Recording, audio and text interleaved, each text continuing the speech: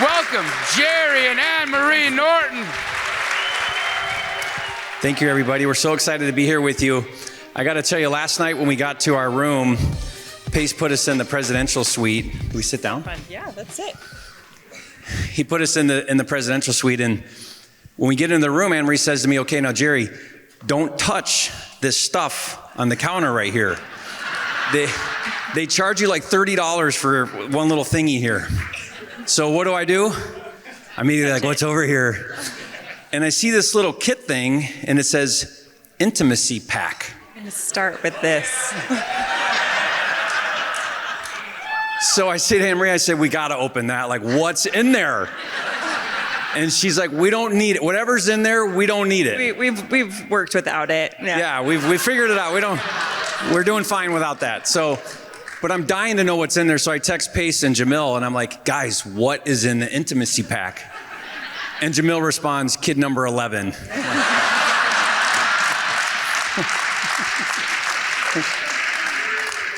We definitely did not open that. We definitely didn't. We left it. Yeah, we left it alone. We left it closed. Well, guys, we're excited to be here with you. How many of you came here hoping to learn or make a connection, maybe do a deal that would help you make more money? Raise the hands. Make more money. There we go. That's right. How many of you feel like you've gotten already 10x your investment into Owners Club? All right. Yeah, let's see that. Okay. That's awesome. Good. Probably 100x. Yeah. Well, we're going to be talking about a different type of ROI. AnnMarie and I refer to this as return on intimacy. Okay, you guys are at date night, so we're not going to be talking about money, although we think there's probably a direct correlation between a happy marriage and finance, right? And one of the things that we're pretty excited to talk about here is this idea around how you can increase your intimacy. Yeah, so this is something I think that we don't necessarily put together. We like to be able to compartmentalize in our life. And a lot of times I have a background in nervous system awareness and trauma. And the things that we pay attention to the most are the things that we think are going to make us feel the most safe. And they're not necessarily the things that are going to bring us the most joy. They don't bring us the most human of experiences, but we think that we'll be satiated in some way when we know that we have enough money. So a lot of times we don't really ask why we're doing what we're doing. And sometimes we've gotten into this. We have not always had the family life balance figured out by any means. And there have been different times where real estate has been just this endless, just what you're doing, and not really an awareness that real estate is the vehicle to have the life that you want to have. It's not that you're just meant to keep doing deal after deal in this drudgery, monotonous kind of way that is not bringing you the passion and the joy that is what you want to have experienced when you close your eyes at the very end. And so it's our belief and it's our experience as we've gone through and invested in intimacy that our business and our success has grown, for sure.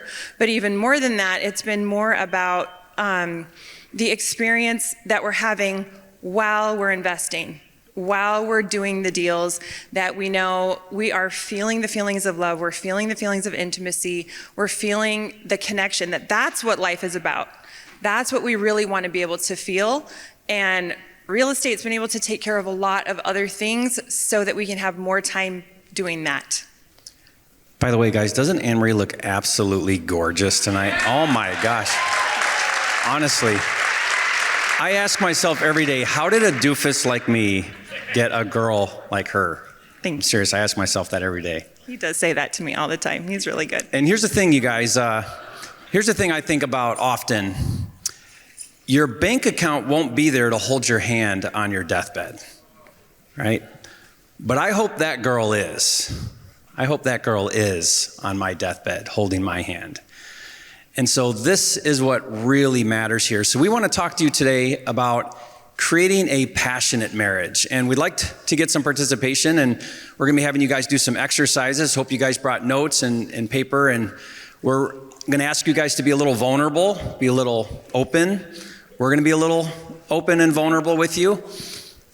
What do you think of when you hear the word creating a passionate marriage? What do you think of when you think of a passionate marriage? And while you're thinking about that, we're going to ask for some answers or some ideas that you guys might have about what a passionate marriage looks like. I want to share this picture right here. So this is in Puerto Rico. This is AnnMarie and I. We were on date night, and we were alone, no kids, and we're on the beach, and a complete stranger took this picture and then came up to us afterwards and said, "We've been watching you guys, and it is clear to us that you guys are madly in love, and we've been taking pictures of you." I hope that's not weird. It was a little weird. But here they are, and so they gave us these pictures. But what do you think of when you think of a passionate marriage? What are some ideas? Raise your hand or yell it out. Laura. Sex, okay, sex. For sure. So Laura said what everybody was thinking. Get it out of that, yeah. Good job, Laura. Okay. Yeah, okay. What else? Fun. Good. I think Fun. you said time. Oh, time. Jerry would hear fun, though. Oh, I heard time. I heard fun, not time. Alexis. Joy. Okay, joy. Dating? Yeah. Romance. Good. You should have fun together. Fun. Fun. Yeah, it's a big part of it. Fun. Trust. Love that. Anticipation. Good, yeah. Dreaming. Having a dream together, yeah. Okay, I think you guys are on to the right track here. So this idea around a passionate marriage, why is that so critical? Let's ask this question now. Why is that so important to creating a happy marriage and a fulfilling life? What do you think? What are some ideas around that? Okay, so I like that. A blueprint for your children, because your children, doesn't matter what you say, it matters what you do. They're watching you all the time what you do. Lead by example. Leading by example. Okay, so it's giving your kids a blueprint for what a marriage should look like and a happy life should look like. If you don't grow together, you'll grow apart. Okay, so if you're not working together, you're growing apart. You're married to your spouse, not your children. I believe that wholeheartedly. Yep, I tell my kids all the time, get lost. This is me and mom He time. actually does say that. For me, passion is critical because if you don't have it, how do you get through those tough times? That's what I was thinking. Say that again. Repeat If you that. don't have passion, how do you make it through the hard times? Okay. So much of life is mundane. So much of life is about survival, and passion makes it all worthwhile. Yeah, okay. Stops you from becoming roommates. Okay, so then you're not just roommates, right? Yeah, you don't want to be roommates, you want to be lovers, right? Okay. Yeah. Well, and I want to talk to you guys a little bit about why. Why is it so important to have a lover instead of a roommate? What is actually happening? And I want to be able to draw a little bit of attention to two different types of energy. This is a type of energy that they described back in Greek times, in Greek mythology. There's a story around Eros and Thanatos. And Eros energy is the life-giving, passionate, novel, just life-giving wonder kind of energy that we experience in our life. And Thanatos energy is life-taking.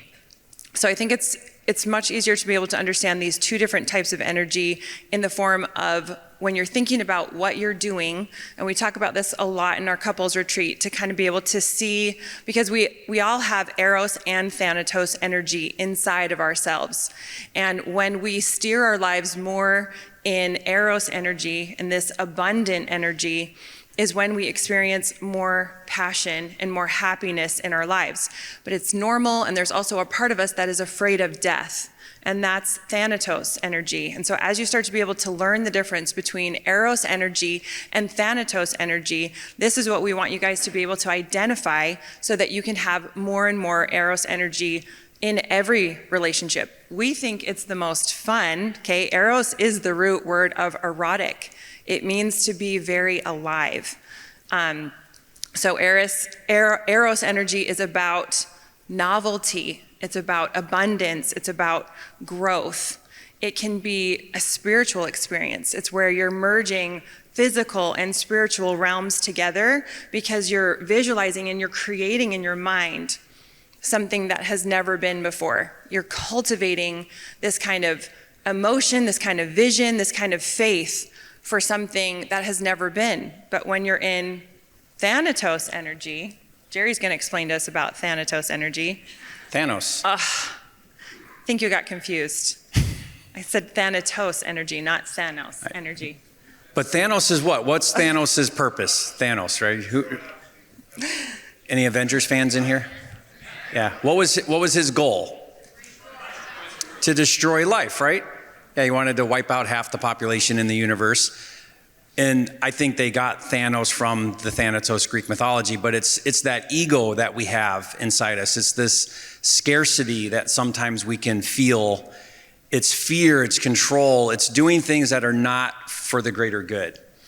And so part of being human is that we're constantly at this battle between creating this Eros energy in our lives and then this fight against this Thanatos energy that oftentimes leads out, doesn't it? I mean, think in your life of times where you're leading out in one or two of these energies. And so the idea here in a passionate marriage is how do we create more of this Eros energy and less Thanatos energy? And I think that can apply in probably all areas of life and business and raising kids or whatever it might be. And so there's this big difference here. So the truth and what we wanted to be able to show to you guys is that this is normal life, and we still have to do normal life. We have 10 children. We own multiple businesses. We live in 2 different places throughout the year. Our life is filled with crying and logistics, and most of the time things do not go how they're supposed to. And so to be able to sprinkle in around this normal Thanatos kind of fear of something going wrong, fear of our safety is constantly there. How do we still maneuver and bring this Eros energy into every aspect of our life without having this ridiculous ideal that reality is not going to happen? So we have an exercise. Everybody right now, if you're here with your partner, then we want you to turn to your partner right now and think of an experience similar to the one we just shared. Think of an experience you've had at some point in your marriage where you had a passionate moment, and we want you to connect with each other and share that experience with each other. If you're here by yourself, that's okay. Write it down and then send it to your spouse later. It could be something you've captured or just an experience that you've had that's fun that you guys both remember. But take a minute right now. We're going to do this for just a few minutes here and share that experience. Okay, guys. Hopefully, you guys can push pause on all these conversations right where they're at and continue them more when you get home. Because I have to tell you from up here, Jerry and I were just noticing, it is so beautiful to see everybody turn towards each other. We're seeing you guys smiling. We're seeing you laughing. And that was the point of this exercise, to just be here and actually give you a chance to feel the feelings, to feel the energy of that Eros energy, and being able to recollect and remember the times that you've had in your life where you have felt that. And hopefully in a motivation and an inspiration to come back to times like that and be able to cultivate more of them. So we've gotten to talk a whole lot about passion, about Eros energy, but we want to also really talk to you guys about the threats of that Eros energy, or passion killers. So before we kind of spill the beans, what do you guys think the biggest passion killer in marriage is? Laundry. Laundry. Kids, I heard that too. Okay, valid. That's valid. All right, what else? Teenagers, Pace? Okay, uncommunicated expectations. That's very, yes. In the back. Complacency. Yes, in the back. Contempt. Definitely. Gottman. That's really good resource there. The 4 horsemen. Yes, right there. Bad communication. Yeah. Hormone imbalance. That's true. Yes. What is that? I don't know. What's that? Disrespect, yes. Blame, for sure. Not being present. Ooh, I love that one. Is that so hard to do as we juggle so many different responsibilities? Yes. Out of alignment. Yeah. Yes, in the back. Criticism, for sure. Resentment, yes. Okay, and as I've been listening to each and every one of these answers, I feel like they all have something to do with entitlement. And a lot of times we don't really think about this very often in what entitlement means, but entitlement is thinking that you're owed something. It's focusing on what you're not getting. And now that we've talked about Eros and Thanatos energy, what kind of energy is focusing on what you're not getting? What is that based in? Thanatos, why? What is it based in? Fear. Okay, it's fear, it's scarcity, it's not having enough, it's a lack. You're not good enough. Everything that we talked about, not enough communication, not enough presence, not enough fun, not enough communication. And a lot of times what happens, and I think a lot of us understand that we have these crazy dynamics before we get married. There's a lot of passion when you're in that stage that Jamil kind of talked about, where it was, I don't own this person. I want to share my life with them, and I don't know for sure that they want to share it with me. And so I want to act in a way that's going to invite them. I'm going to be different. I'm going to be choosable in order to be able to have this life together. And then we get married, and we do these little pseudo deals and commitments, and we have kids, and we have financial commitments, and all of a sudden we get entitled, and we think, you said yes to me, so now you owe me this, this, and this. You need to fulfill all my childhood trauma, make me feel loved and special all the time. And we notice what we're not getting when entitlement is something that is what is, all of us want happiness, but none of us are owed happiness. That's something that we have to cultivate together. And interestingly enough, studies show that most unhappy marriages, it's not because of some egregious behaviors that are happening. Most cases, it's from this distorted belief that your spouse isn't fulfilling some promise that they never agreed to in the first place to make you happy. So that's this entitlement idea that AnnMarie's talking about, where this person owes me my happiness. And when you're bringing that energy to the marriage, that's Thanatos, and that's going to kill that passion. And if you think about it, the truth is that we never have anyone. You don't have your spouse in your back pocket, right? It's a self-deception to think that you've got them. And the reality is that there are no guarantees in life, right? They don't have to give you what you want or what you desire. They don't have to choose you. In fact, they could die and be gone tomorrow.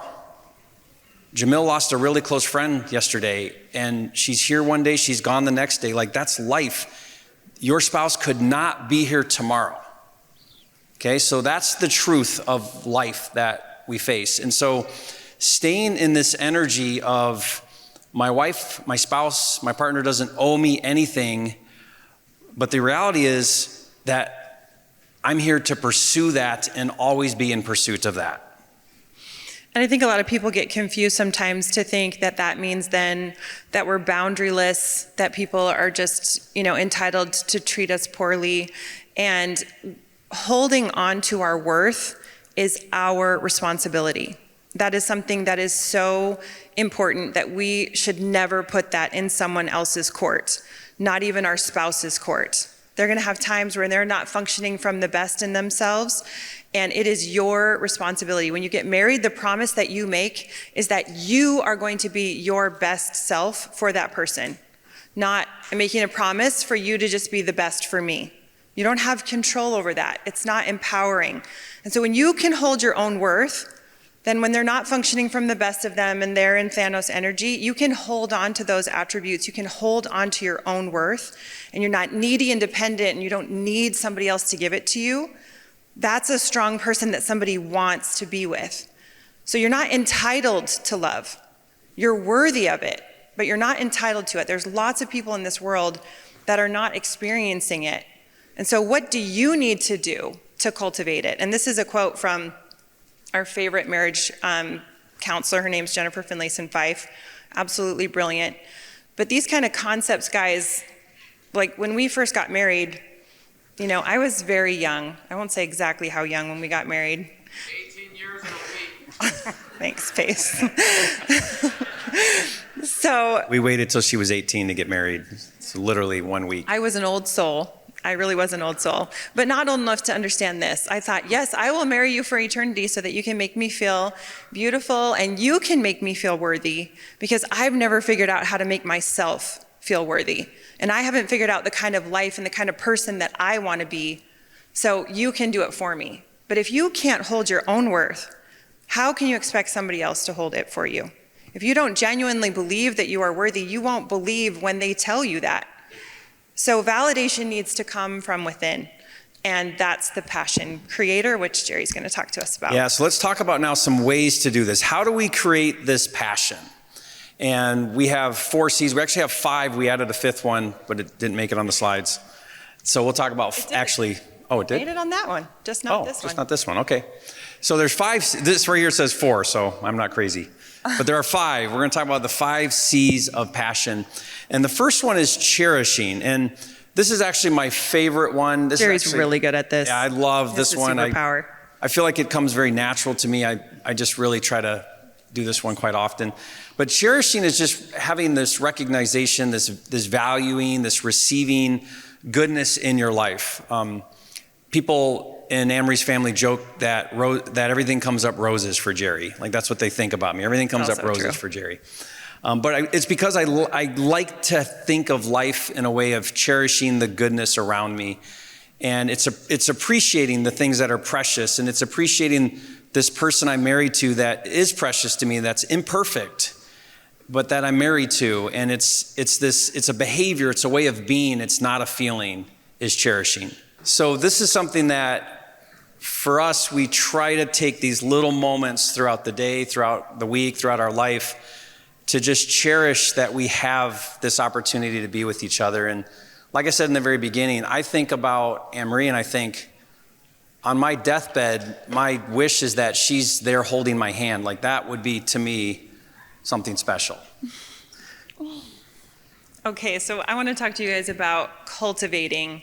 And I'm a systems person, and so this idea of being able to weave in this kind of passion into your everyday is something that is new to me, but it's something that is so beautiful, because we do, in my mind, and so much of my, reflexive nervous system self has these like hamster wheels of, we need to do this and we need to do that, and there are all these shoulds.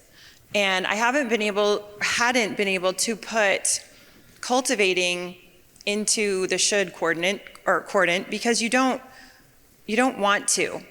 Obligation frame is something that is not passionate, but there are times where it is good, it feels good to experience joy.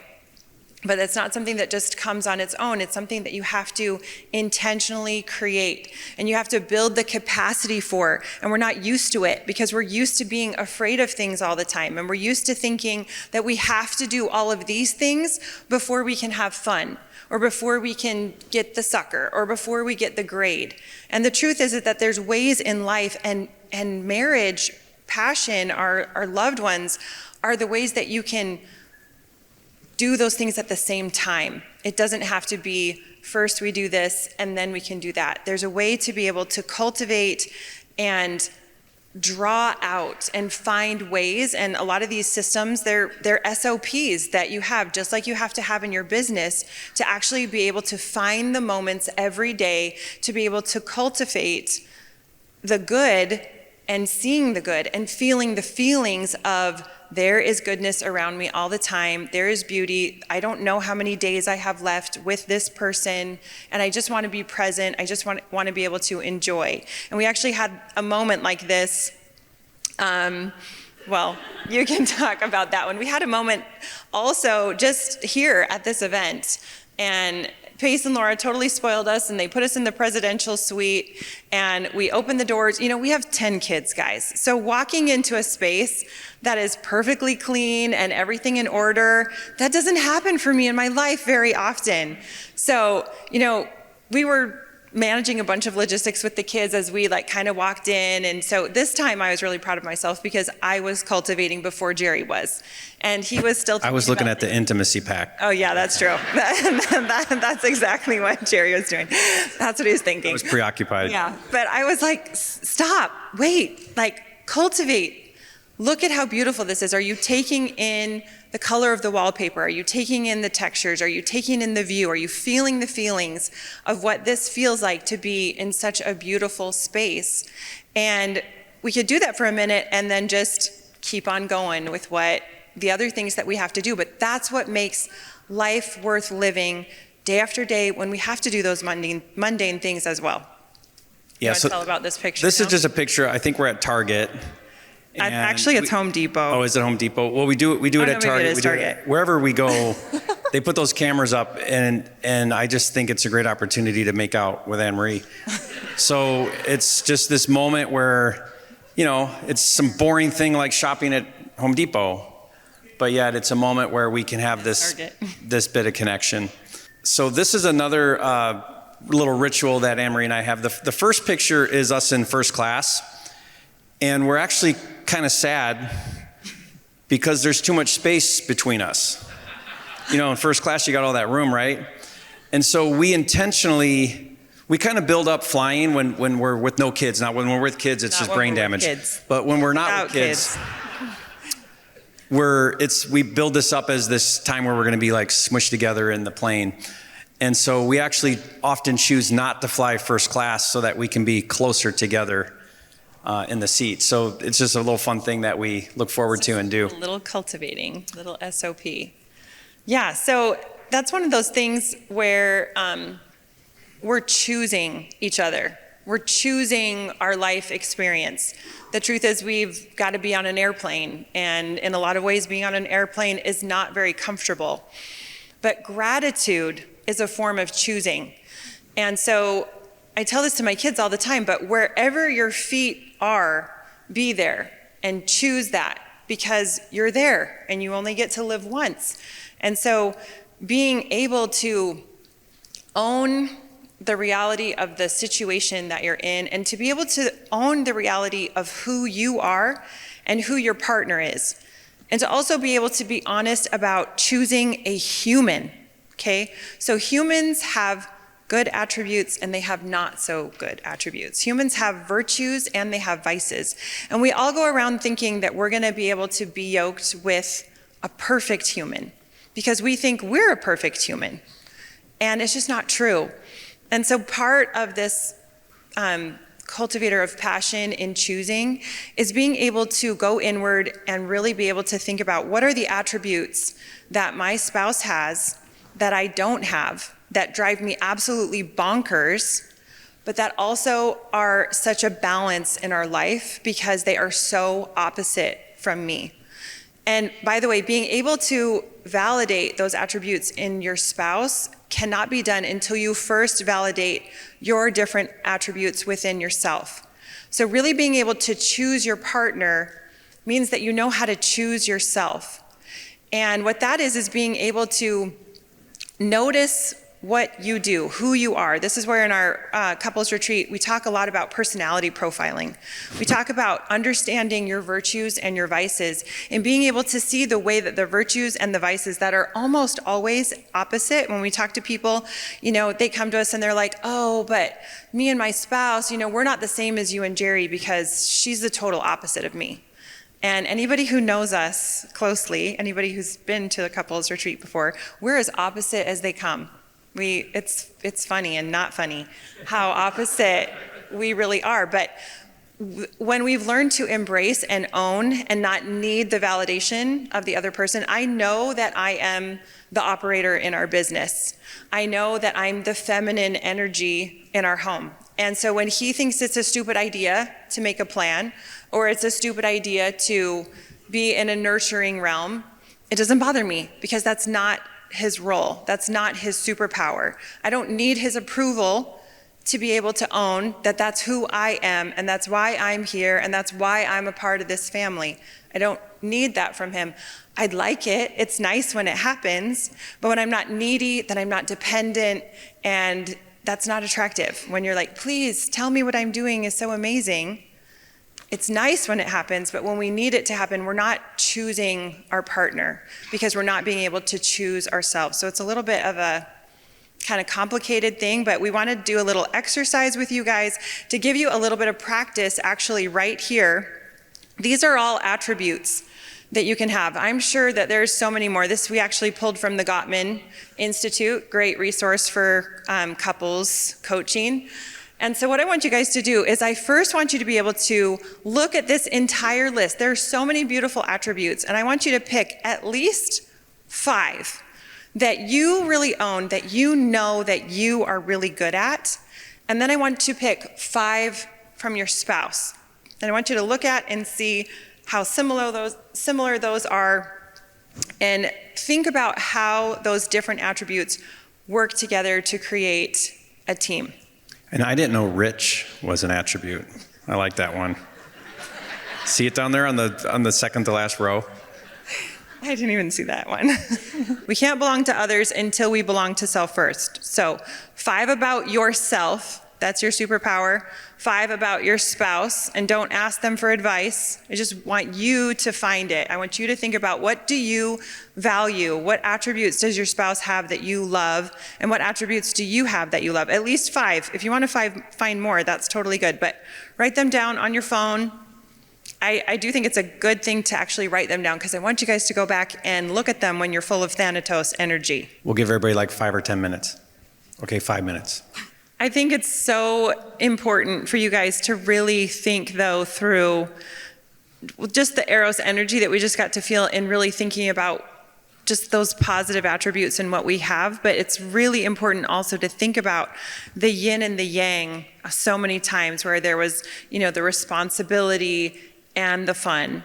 And just thinking about a life that is all responsibility, or a life that is all fun, and the imbalance that is in that. And then when you're having the moments where there's this normal clash and you're trying to hold on to your way of being, and your spouse does the best job of drawing out, kind of having you have to hold on to the goodness of who you are and your way of being. And we're going to talk in a second about the not goodness of your way of being, but really thinking about owning that, and the way that the world needs all of those things, and especially your family needs all of those things, so that when you're being combated, that you can hold on to, there's goodness in all things. There's not only one right way of being, and that's why you partner with somebody else. You guys understand this. You've read Rocket Fuel. We've had it honed in. We have to have a visionary and an operator, or the deal won't go through. This is true in real life. And when we recognize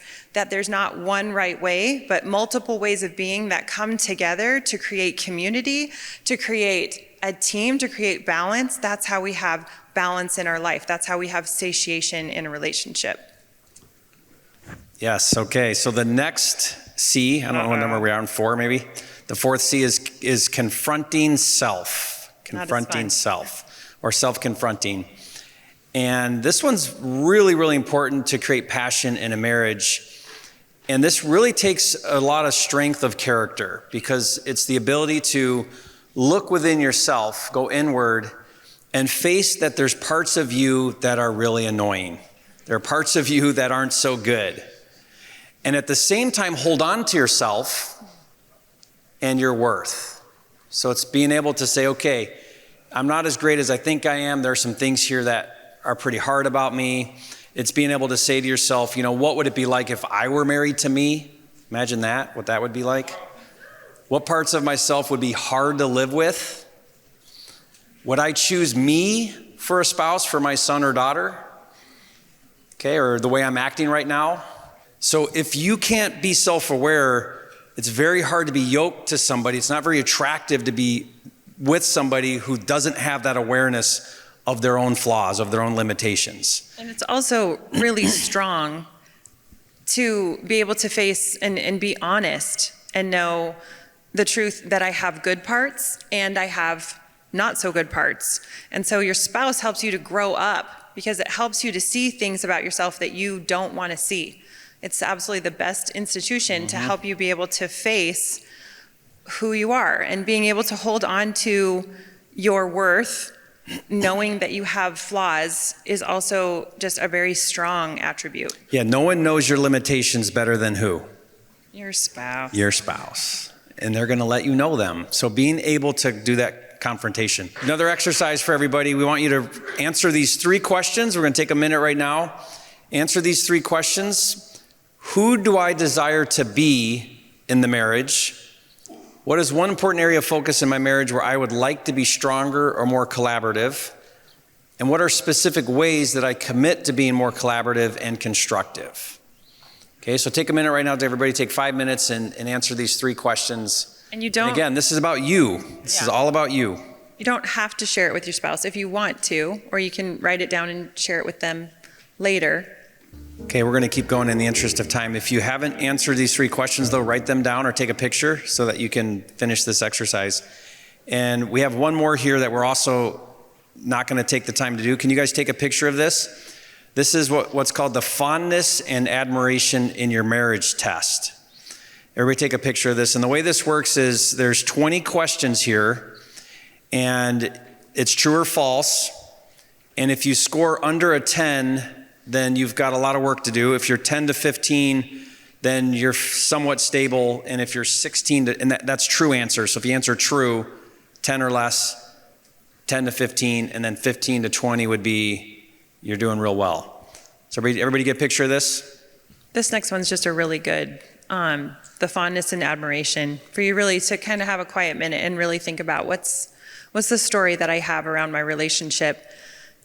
Don't take it thinking like it's a test and it means everything is doomed, but just look at it as a tool to help you to know this is where we're at and this is where I want to be. So your relationship, your business is so much more about what can I cultivate, what can I create, versus this finite way of thinking that something is either broken or it's not. Everything has the capacity with Eros energy to grow, to progress, to have novelty and beauty.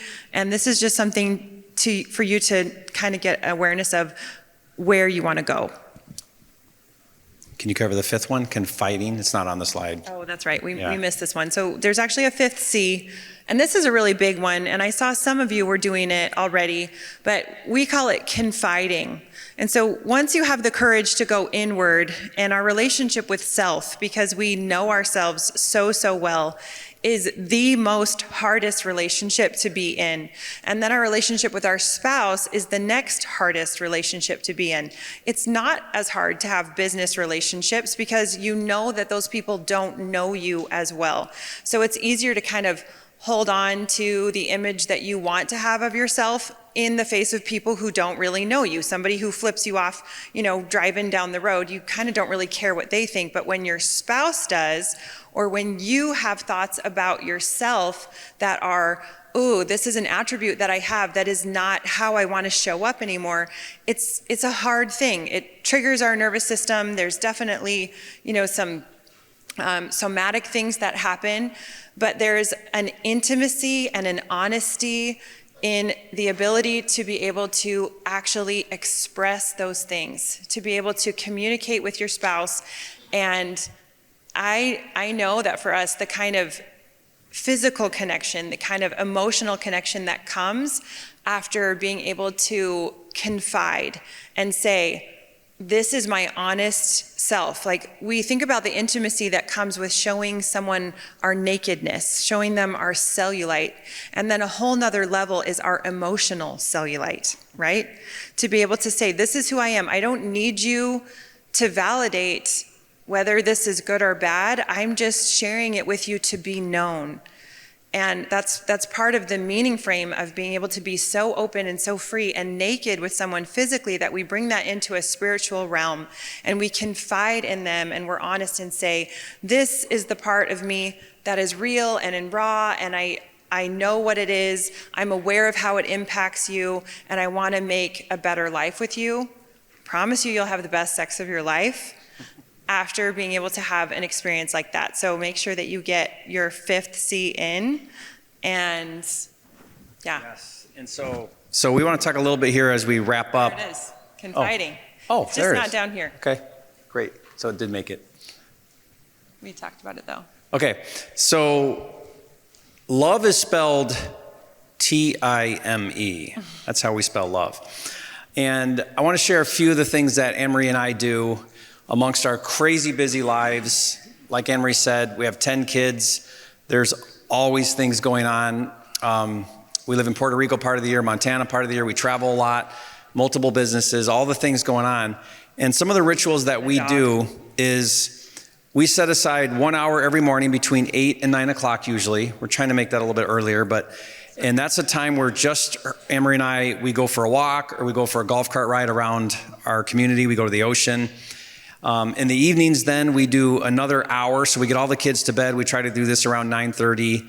And we either go on our sauna and we listen to an audio book. And this is our marriage time. This is where we're specifically trying to learn new skills. Yep, so we're always listening to a book, or we're listening to a course, or we're doing something that we can do to work on ourselves within the marriage. So we set aside that time. The morning time is just connection time. We try not to talk about business and work. Sometimes we do, but we try to really just focus on each other in the morning. And then we are very religious about date night. We very rarely will miss date night. And if something's coming up, we'll rearrange another day. That's a very important time for us. And then we try to dedicate a lot of alone trips. We haven't been able to do that till the last few years. Yeah, there's times and seasons for these things too, with where our business has come and gone. So we've learned how to do all of these. We're just giving examples of SOPs. And you guys have to be good stewards over how old your kids are, where your business is at, with what kind of SOPs that you can do right now. We're just showing you where we're at right now. But even 15 I just minutes. barely weaned. I've been nursing or pregnant for 24 years straight. Yeah. This is not a joke. And I just weaned her this past July. So we're alone right here. Guys, we're on how long are we on this trip? We're on like eight days maybe? Yeah. 9 days? Yeah. Just the two of us. We're so excited. It's so fun. And one of the things that makes this all possible, at least in our family and in our home, is this idea we have called Home Inc. And this is where AnnMarie literally runs like an organization at home. And we homeschool, so we have multiple tutors, we have helpers, we have grounds people, if you guys have ever seen it, it's a full-blown operation at Norton Home Inc. And so we treat it very much like that. We're very intentional about what we do, the way we do it, the times we have, and AnnMarie's just been amazing at this. And this is one of the things she actually teaches in our couples retreat that we do. And it was funny because earlier I heard a comment about laundry, like laundry is like the death of you, right? The death of passion. Yeah. But in our house, we never have a laundry problem, and we haven't for as long as I can remember. Wow. Because we have, but it was. I can't remember. We conquered it after 5. You just have to have 5 kids, then you'll. Yeah, just have 5 kids, and then you get it figured out. But one of the things that we like to teach in our couples retreat is really down in the weeds on the mechanics of how you can intentionally create the life of your dreams, whatever size family you have or whatever your goals are. And because we truly believe that, money in the bank really doesn't mean a whole lot if you have chaos at home. And so for us, we want to go big and live large in all areas of our life, including our marriage and our family and our business and our finances. And so learning how to merge those things. Pace and I have talked about this a few times, but most men my age are on their multiple relationships, and so we don't want that to happen. And so we're very intentional about what can we create in our life to keep the passion alive. And so we want to invite you guys to our couples retreat. We're doing another one this coming year. It's over Valentine's Day, so perfect time to do it. Best time. And we have special guests, Pace and Laura, I think are coming. So it's going to be really fun and exciting. It is a very small group, and there are only a few spots left. And Ingrid came, and Alexis and his wife came, and Chris and Nicole came. So it was a really amazing experience, and we would love to have a few of you guys come if you can. Anything I'm missing? I don't think so. Thank you, everybody. We love you so much. Appreciate you. Thank you. Thank you.